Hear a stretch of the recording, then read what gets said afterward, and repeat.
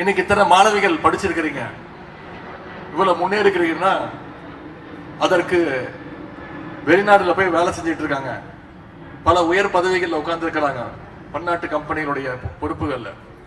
அதற்கு மிக மிக முக்கிய காரணம்னா, அடிப்படை காரணம் என்னன்னா, பேரறிஞர் அண்ணா அவர்கள் கொண்டு வந்த அந்த இருமொழி கொள்கை என்பதை யாராலும் மறுக்க முடியாது.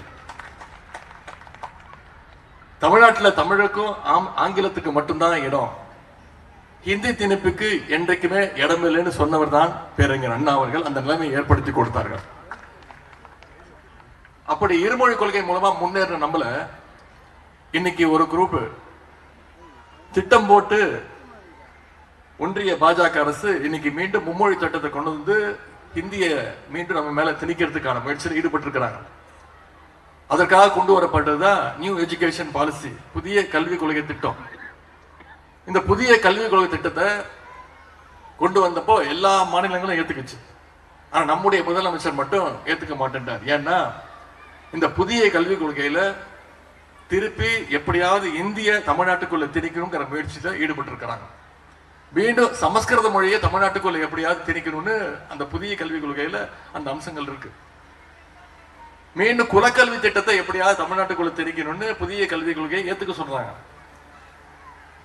ஒன்றிய அரசு நாம கட்டிருக்கக்கூடிய வரி பணத்தை பிரிச்சு நமக்கு கொடுக்கணும்.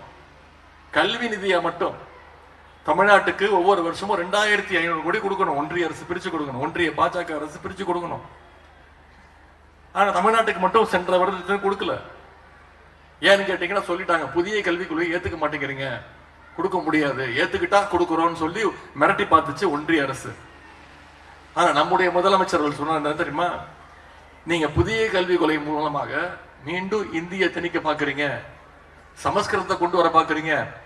2500 கோடி இல்ல, நீங்க 10,000 கோடி கொடுத்தாலும் என்னைக்கோ தமிழ்நாட்டுக்குள்ள நான் புதிய கல்விக் கொள்கையை அனுமதிக்க மாட்டேன், என் தமிழ்நாட்டு மக்கள் மீது அனுமதிக்க மாட்டேன்னு சொல்லி இன்னைக்கு சட்ட போராட்டத்தை நடத்திட்டு இருக்கிறது நம்முடைய தமிழ்நாடு அரசு.